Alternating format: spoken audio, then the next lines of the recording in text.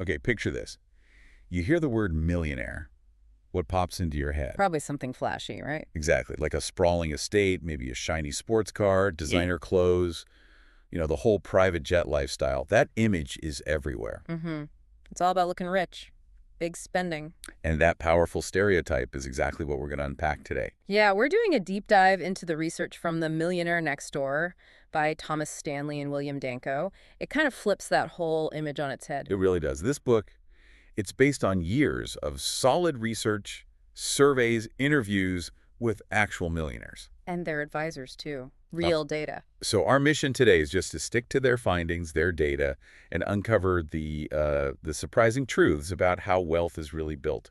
It's often not what you'd expect. Forget the bling, right? This is about something, well, quieter and maybe more achievable for you listening. Absolutely. Ready to challenge some assumptions. Let's do it. Okay, so let's start right at the beginning. Who are these millionaires really? Because the book says straight up, it's probably not who you're thinking of. Right. It's not just celebrities or lottery winners or, people inheriting massive fortunes. That's a tiny slice. So what's the real picture? Well, first, their definition is pretty straightforward. A millionaire household, net worth of $1 million or more. Okay, simple enough. But here's the shocker. Something like 80 to 85% of them. They're self-made. Wait, 80 to 85%? Yeah, built it themselves, usually within one generation. That completely changes things. It means most didn't start rich, they became rich. Exactly. And that leads right into their core idea. The millionaire next door, the person who doesn't necessarily look wealthy, they just blend in. I love that concept. They use this great Texas anecdote, big hat, no cattle. Ah, yes. Tell us about that. It's about looking the part versus actually having the wealth. Yeah. So this British businessman wants to partner with rich Texans, right? He's looking for guys in fancy suits, driving expensive cars. The stereotype. Totally. And he completely overlooks this unassuming guy, drives an old Ford, wears jeans, lives modestly.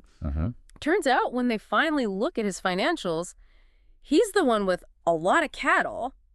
He had the real substance, not just the flashy hat. That big hat, no cattle image is perfect. It makes you question what you think wealth looks like. So, okay, if they don't look the part, what does the research say they're actually like? Well, average net worth in the study was around $3.7 million. Median was closer to $1.6 million. Okay, decent numbers. But here's the really crucial bit. On average, they live on less than 7% of their wealth each year. Less than 7%. Wow. I know, they have millions, but they spend just a tiny fraction. So definitely not blowing through cash.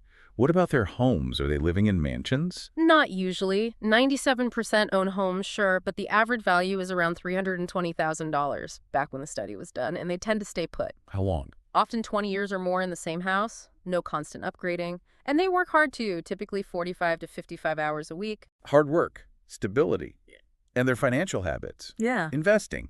They're described as fastidious investors.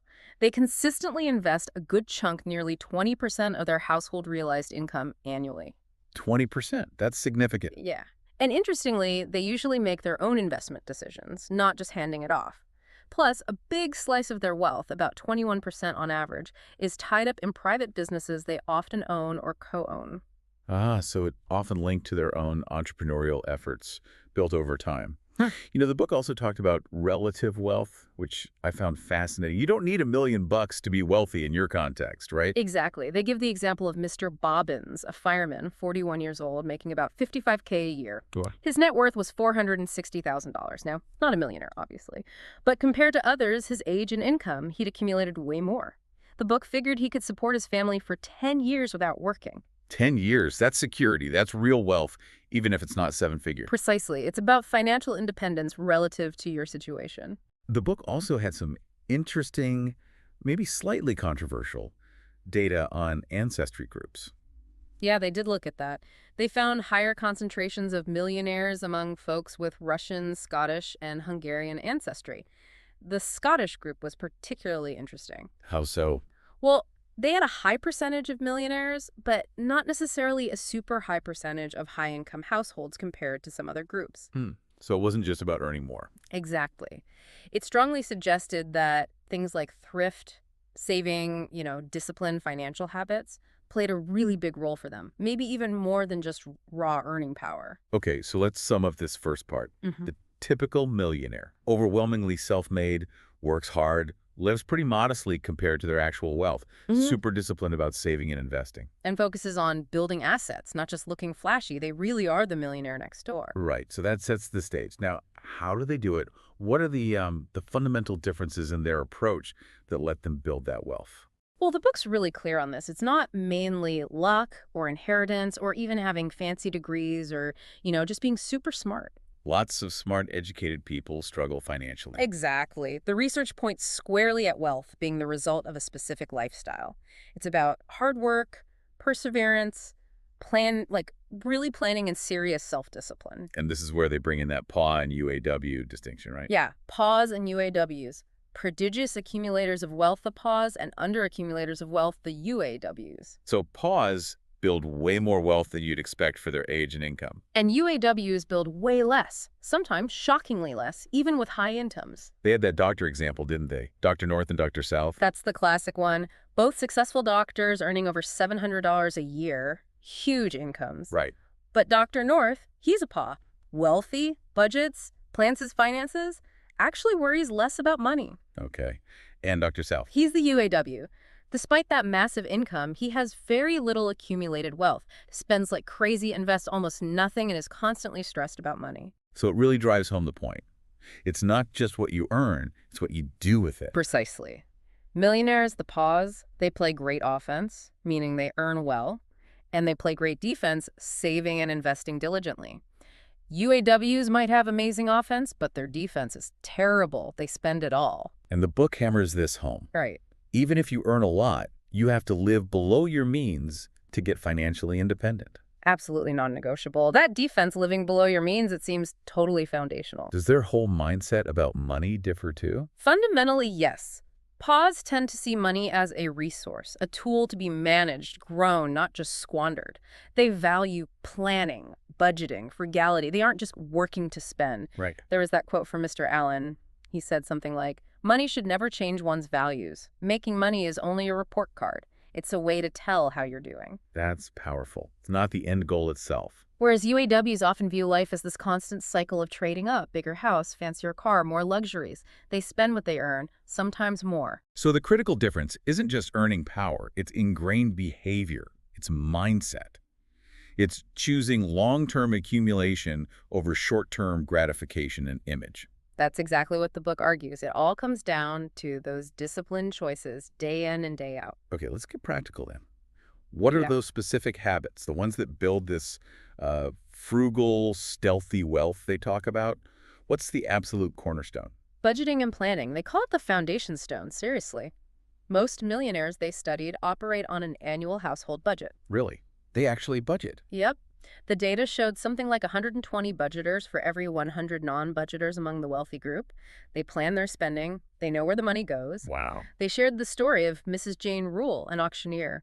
Average income around $90K, but she built a net worth over $2 million. On $90K income. How? She credited it directly to meticulous planning, budgeting, and discipline. It's incredible proof of the principle. That really makes you think, okay, beyond budgeting, what about spending choices? Everyday stuff, big buys. Very price conscious. They actively avoid spending unnecessarily, especially on things just for status, like take clothes. Okay. Self-made millionaires, they spend way less on suits than people who inherited wealth. You might think expensive custom suits, right? Sure. But the book found over 30% of the millionaires surveyed actually had JCPenney credit cards.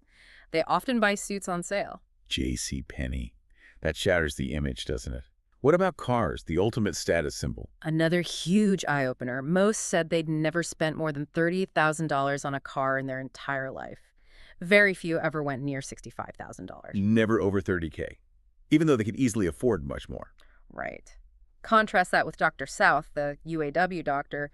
He spent over $70 on a car while putting less than $6K in his retirement plan that year. Millionaires can afford it, they just choose not to spend it that way. Because they get concepts like depreciation and opportunity cost. So what do they drive? Lots of American brands, actually. Fords, especially trucks like F-150 Cadillacs, Lincolns were really common, made up over half their vehicles. Interesting. And there's this subgroup, about 17%, they called used vehicle prone. Meaning? They prefer buying cars that are 2 to 4 years old. They know someone else took the biggest depreciation hit. They see it as smart shopping, like finding a bargain. Often they mentioned having frugal parents who taught them that. Makes total sense financially, even if it's not glamorous. Okay, what about the biggest purchase for most people, housing? Again, prudence. They're careful not to take on too much mortgage debt just because their income allows it. A key rule of thumb from the book: keep your mortgage balance at no more than twice your annual household realized income. Twice your income max. That's conservative compared to what banks often offer. Very. And living in less expensive neighborhoods helps free up more cash to save and invest. They contrast the person who buys the huge house hoping to become wealthy versus the actual millionaire next door who bought a more modest home after they had already built significant wealth. They buy based on wealth they have, not income they expect. Smart. How do they approach the actual investing part? They're fastidious investors. They spend time studying fewer opportunities, but really understanding them. They buy based on that study, and then this is critical, they hold. Long term, very little selling. Buy and hold. Not chasing hot stocks or timing the market. Exactly. Totally different from, say, the stockbroker UAW example in the book, who was constantly trading, churning his account, and struggling to actually build wealth himself because of costs and taxes. That discipline again. The book also mentioned minimizing realized income. Can you break that down? Yeah, it's a key tax efficiency strategy. Basically, the typical millionaire realizes or takes as taxable income a smaller percentage of their total net worth each year, usually less than 7%. Okay, how does that help? It means a much smaller slice of their overall wealth gets hit with income tax each year compared to UAWs, who might have a smaller net worth but realize a much larger percentage of it as income. It links back to that buy and hold strategy. You generally only pay capital gains tax when you sell assets. So holding investments defers taxes, letting wealth compound more effectively. Makes sense. What about the role of a spouse? How important is that? Oh, it's absolutely critical. The book really stresses how hard it is to build wealth if one partner is a hyper-consumer, constantly spending and undermining the saving efforts. A team effort is needed. Definitely. They tell this amazing story about a millionaire whose wife refused to spend the $8 million in stock he gave her after his company went public. It just shows how ingrained that frugality can be and how powerful it is when both partners share it. Wow, $8 million she wouldn't touch. Yeah. Okay, last habit. Finding financial advisors. Paws are smart about this too. They don't just hire someone for taxes. They look for advisors, often CPAs, for planning and control, like hiring a key manager for their household finances. So they're looking for more than just tax prep. Yeah, they're careful. They seek recommendations, often from other paws. They want advisors experienced in helping people accumulate wealth, not just manage existing fortunes or sell products. They tend to avoid advisors who are active traders themselves. Okay, so summing up the habits. It's not magic. It's consistent, deliberate discipline. Budgeting, living below your means, smart choices on cars and houses, patient investing, tax efficiency, and having a spouse on the same page. Exactly. And understanding those habits really highlights why that flashy image of wealth is often just a myth and sometimes even works against building real wealth. Right, the whole big hat, no cattle idea again. Looking rich often means you aren't rich, according to the data. And one major thing that feeds this myth and actually hurts wealth building is something they call EOC, economic outpatient care.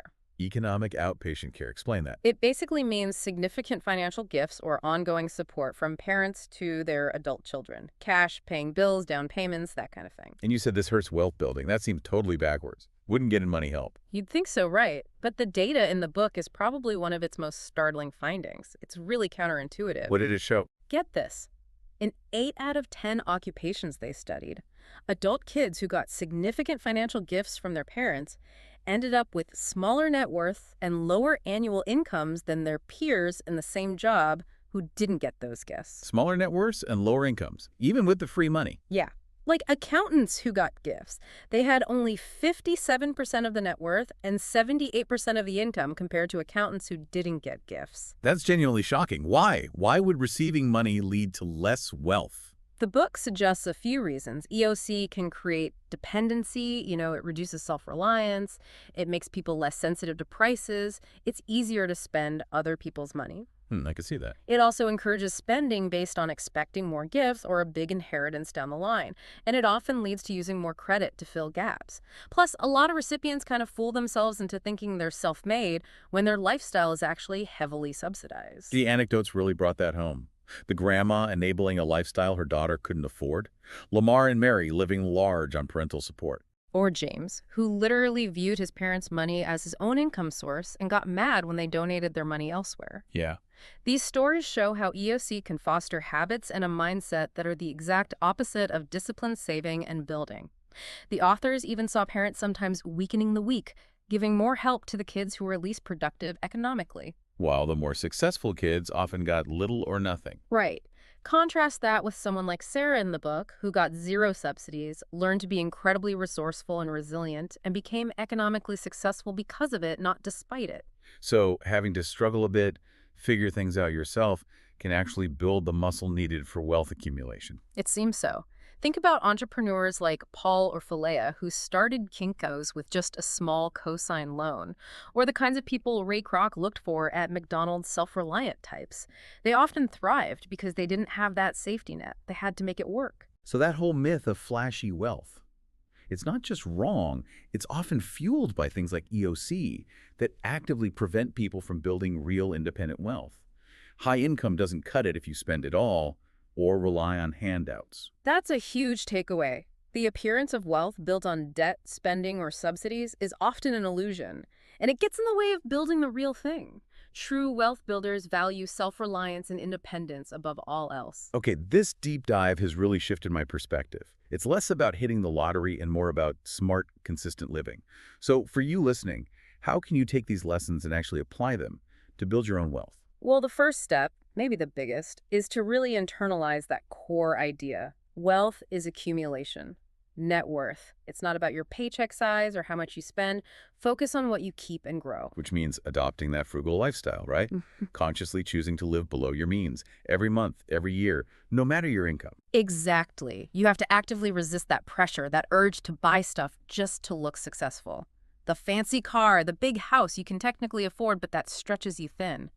Base spending on your accumulated wealth, not just your income. And make budgeting and planning absolutely non-negotiable. Treat your household finances like a business. Seriously.